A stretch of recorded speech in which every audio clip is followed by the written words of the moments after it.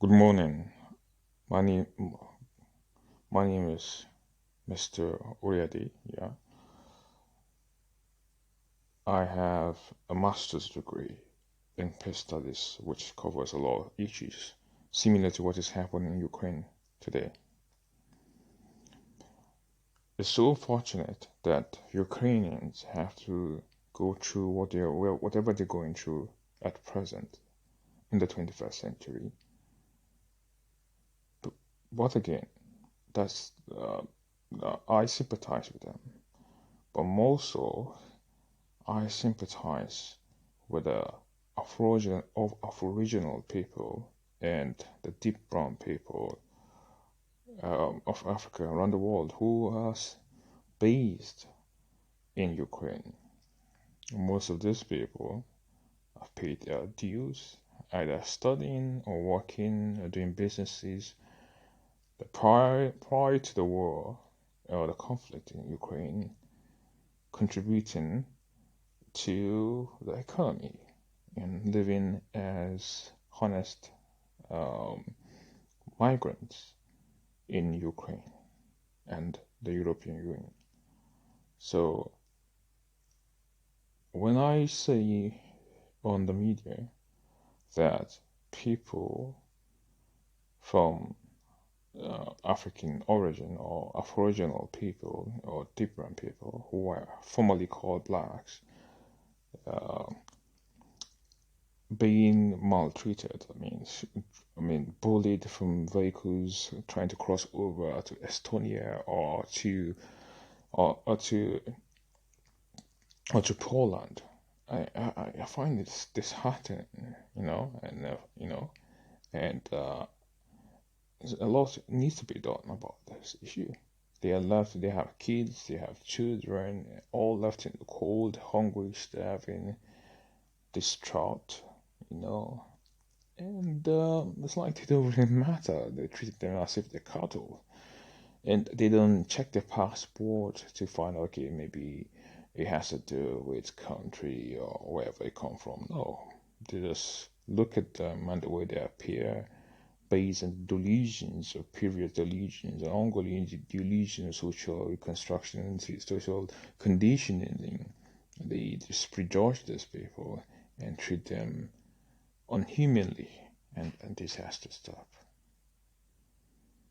I can't not imagine, and all right thinking people of the world, right, who know, cannot imagine people who were seeking international sympathy and receive international sympathy and consign, and you know, and we have the Prime Minister of Britain trying to cross over to the border to to see how best he can help the situation. We have Germany coming into the picture. We have although recently on the news I had there are ongoing negotiations with Russia and Ukraine to see how they can ameliorate the situation and put it to a stop. But nothing is really spoken about these injustices that are happening presently in Ukraine as if they don't exist, as if they don't even matter. You cannot, as a people, no matter what, mean, in the middle of war, decide to do this. And a lot of people complain that this is not the true character of the Ukrainian, and people are saying, okay, maybe it has to do with nationalism, protecting their own first. But is it a question of this not being the true character, or the question that this kind of issues now of the war brought out their true character to the future? They were just managing these people.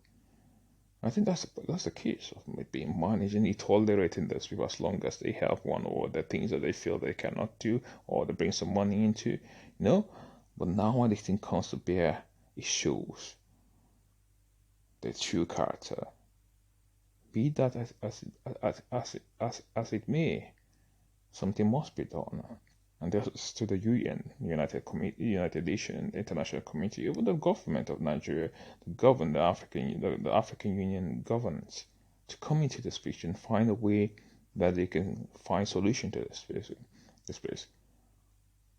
For the meantime, they should have an evacuation plan to pack away all citizens, all people. It doesn't matter where they are. They pick it first in the safe place, and followed by their own nationality, and find how best they can be resettled with relatives around, or go back to their their native countries.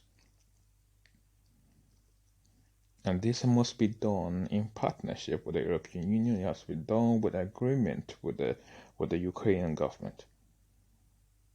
But it's enough. We don't want to see those sites again. Enough is enough. Something must be done, and has to be done now. May this serve as an open letter to all involved in our nation here,